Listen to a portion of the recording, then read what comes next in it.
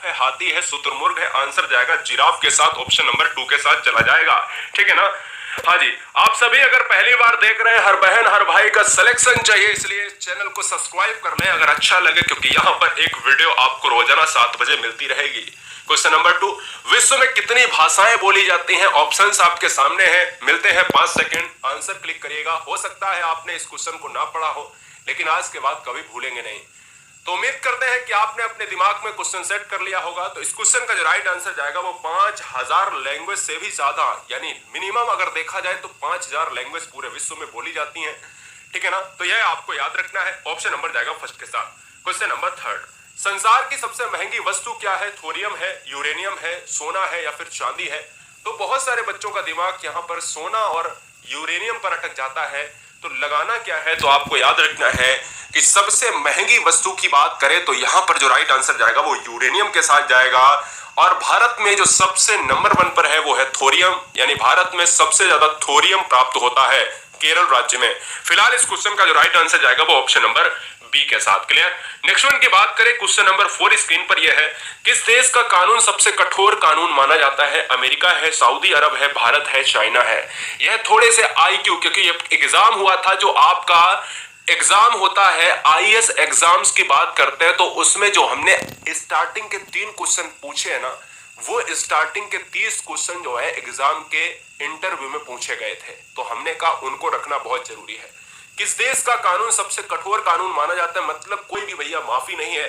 America में अगर बात करें, सऊदी अरब की बात करें, भारत या चाइना, तो यहां पर देखिएगा सऊदी अरब में कोई भी आप छोटा अपराध करो या जघन्य अपराध करो तो कोई मतलब नहीं है, अपराध तो अपराध है भैया, उल्टा लटका दिया जाएगा। ऑप्शन नंबर चला जाएगा बी के साथ। सऊदी अरब की मुद्रा क्या है? यहां पर रियाल है और राजधानी रियाद है, याद रखना है। क्वेश्चन नंबर नेक्स्ट 5 कह रहा है, निम्नलिखित में से राष्ट्रीय उद्यान छत्तीसगढ़ में नहीं है? कौन सा ऐसा राष्ट्रीय उद्यान है जो छत्तीसगढ़ में नहीं है? राजधानी रायपुर होती है। इंद्रावती छत्तीसगढ़ का है, बिल्कुल बात सही है। कांगेर घाटी बिल्कुल है, यहां पर ये भी छत्तीसगढ़ का है, ये भी छत्तीसगढ़ का है और ये भी छत्तीसगढ़ का है, लेकिन ऑप्शन नंबर चला जाएगा बी के साथ। काजीरंगा इस क्वेश्चन का राइट आंसर हो जाएगा। हमसे पूछा था, नहीं है। काजीरंगा कहां का है? काजीरंगा असम क्षेत्र का है, असम का बात करता है। यहां पर एक सींग वाले गैंडे मिलते हैं। क्वेश्चन नंबर नेक्स्ट, तराइन का प्रथम युद्ध कब हुआ था? आपने कहा भाई कब हुआ था, तो 1191 में। किसके मध्य लड़ा गया? तो थोड़ा सा डिफिकल्ट हो जाता है। क्या थोड़ा सा डिफिकल्ट होता है? क्या ऑप्शन है? मोहम्मद गौरी भीम, मोहम्मद गौरी पृथ्वीराज तृतीय, मोहम्मद गौरी जयसिंह या फिर अजयपाल? तो इस क्वेश्चन का जो राइट आंसर जाएगा वो किसके साथ जाएगा? तराइन का प्रथम युद्ध की बात करें 1191 में हुआ, मोहम्मद गौरी और पृथ्वीराज तृतीय के बीच चला जाएगा। ऑप्शन नंबर किसके साथ? बी के साथ चला जाएगा। क्वेश्चन नंबर 7 आपसे कह रहा है, बंगाल को मुगल साम्राज्य से पृथक कर स्वतंत्र किया? किसने बंगाल को मुगल साम्राज्य से पृथक करके स्वतंत्र करने वाला था?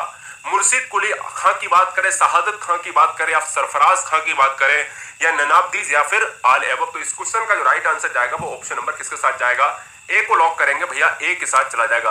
अगर पॉसिबल है तो लाइक करते जाना। गुरुजी वर्ड एग्जाम स्टडी, यहाँ पर क्वेश्चन नंबर 8 आप देख रहे हैं। भारत का पहला शिक्षा मंत्री कौन था? आप जब बात करते हो विदेश मंत्री की तो मैं कह देता हूं कि भाई जवाहरलाल नेहरू विदेश मंत्री थे पहले। ठीक है ना?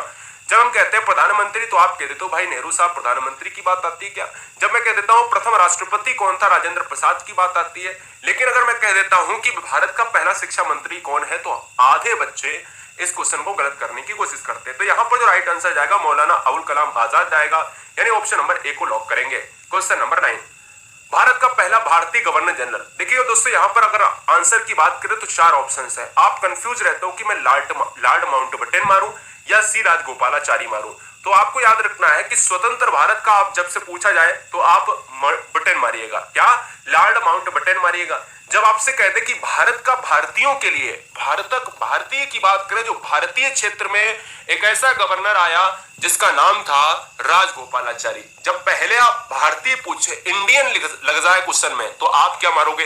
राजगोपालाचारी मारेंगे। क्वेश्चन नंबर नेक्स्ट, किस देश के लोग अधिक परिश्रमी माने जाते हैं? बहुत ही ज्यादा परिश्रम करते हैं, आपको यहाँ पर प्रेरणा लेनी चाहिए।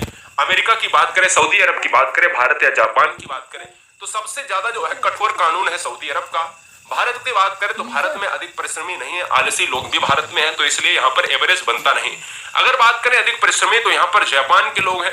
ठीक है ना, ये आपको याद रखना है। जापान में वृद्ध लोग भी सबसे ज्यादा है, ये भी आपको याद रखना है। तो जापान में वृद्ध लोग भी है, और यार जापान में जो जीने की क्षमता है ना वो बहुत है। मतलब आदमी जो है 100 के ऊपर जाने कितने आपको आदमी मिल जाएंगे वहां पर। और यहाँ भारत में जो औसत एज है ना वो 60 साल रह गई है, मतलब आदमी की एज जो है 60 ही साल रह गई है, औसत एज है भारत की 2020 के अनुसार। क्लियर, यह आपको याद रखना है। Question number